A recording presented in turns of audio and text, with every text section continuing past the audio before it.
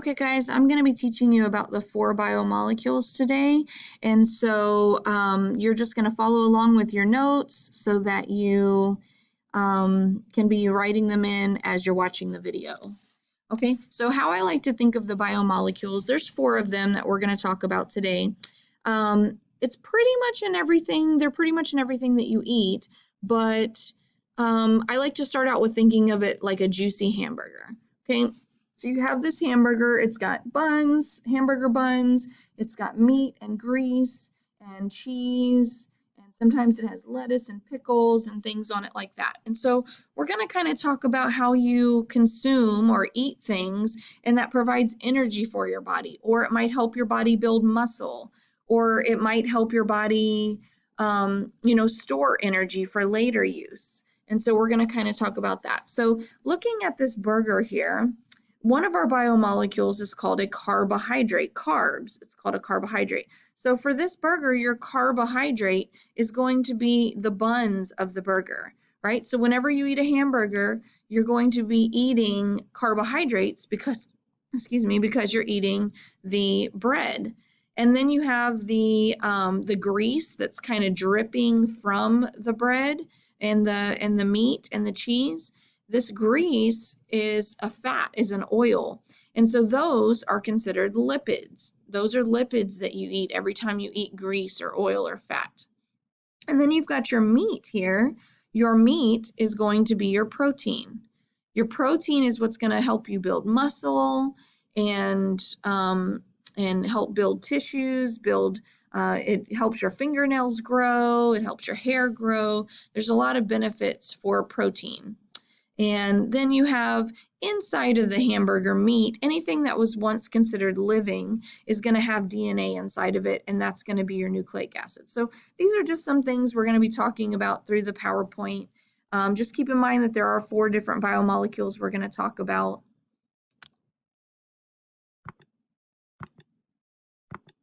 Okay, so just kind of reiterating, these are your carbohydrates, these are your proteins, your lipids, and your nucleic acids are found in the meat or the portion that was once living. Okay, hopefully you've already labeled your supplemental aid, and this kind of seems a little bit familiar to you.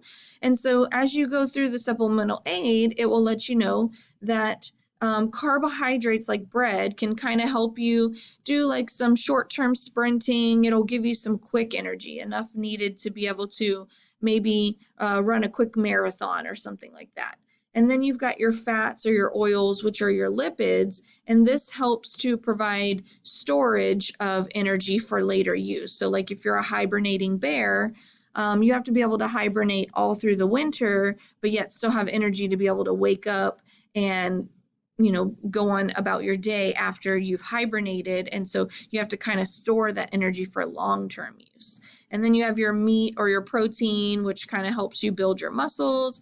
And then you have your DNA, which is your nucleic acid, which provides a lot of the characteristics for your body and for the animals.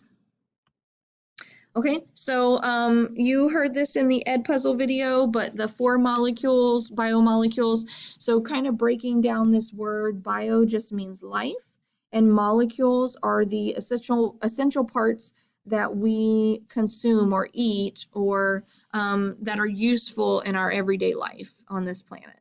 Okay, so they're found in all living things and food, and here are the 4 biomolecules. So this should now start on your notes here. Okay, so the first one that we're going to talk about is carbohydrates, and they're sugars. So we could be talking about breads, pasta, but when you think of sugars, I'm sure you're thinking of candy bars and just different assortment, donuts, things like that. That is true. All of those are carbohydrates. However, breads, pastas, rice, those are also examples of carbohydrates. Okay, so the function is to provide us with a quick energy for the body. So this allows us to kind of run for a short amount of time. This is maybe something that you would eat in the morning to kind of give you enough energy to start your day. Maybe putting some sugar in your coffee or something like that, but this would not give you energy for a few days to a week or something like that. This is not a storage of energy. This is just that quick energy that you can get. And here are some examples: glucose and sucrose and cellulose and glycogen. So we're going to kind of talk about those a little bit more in detail. But again, some examples are breads and pasta and rice. Okay, so here are some other examples that you don't necessarily think of that were on the previous page. So what is cellulose? Cellulose is a type of cell wall that is found around plants. So plants have this outer, harder kind of structure around their cells, and it's made of cellulose. So their cell wall that kind of helps protect all of their smaller organs inside of them is this cell wall. And so it's made out of cellulose. It's made of a type of sugar that plants end up creating for energy. And so this is that structure there that creates for energy. And then you have glycogen, which stores carbohydrates for the body. So glycogen is something that when you eat a certain type of sugar, it gets stored and then it gets processed through the liver and then it goes into your bloodstream. And so it's a type of storage of sugar for later use in your body. Okay, so what is the main function of carbohydrates? Just to reiterate, why do we eat breads and pastas and rice? It's for that quick energy, so that we can have some energy right away. We might have a lull at the end. You know, eating a candy bar is going to give you energy for a little while, but then you'll not have enough energy for the rest of the day or the next few days. But for now, carbohydrates do provide you with that quick energy needed. Okay, quick energy. What carbohydrate is found in the cell wall of plants? So these are super important to remember, but what is that outer shell called of the plant that is a protectant, the cell wall it's made out of, but it also is that energy source for the plant, and that is called cellulose. Okay, the next one we're going to talk about is lipids. Lipids are fats and oils. So these are the things kind of dripping out of the hamburger when you're eating it, but they can also be found in fish. So the oil that comes from the fish, or the olive oil that comes from the olives, or the avocado oil. So we're not necessarily saying avocados and fish are lipids, but the oil that gets drained from them. This is going to provide you with a secondary source of energy, or energy storage. This is the type of energy that you're going to want to eat if you happen to know beforehand that you're going to be stranded on an island for a week, or let's say that you are stranded on an island. These are the types of things that you're going to want to try to find or eat. Any type of fats and oils that are going to provide you with that energy storage so that you can survive. Okay, so on a basis of which one provides more energy, lipids provides more energy than carbohydrates. Okay. Again, you can pause the video as you need to fill in your notes. Okay, so lipids also make up our cell membrane. So each one of our cells has a cell membrane made up of lipids. And so this is this fatty layer that surrounds our cells, and it kind of acts as like a protectant. And so it's what's inside of our cells that kind of help us to function, but this fatty layer on the outside of our cells is what is helping us to have that stored energy. And if we lose that, then it will destroy some of our cells, and that's why people end up dying if they get rid of all the fat on their body, and you know, if they're stranded and they can't use that energy anymore because it's gone.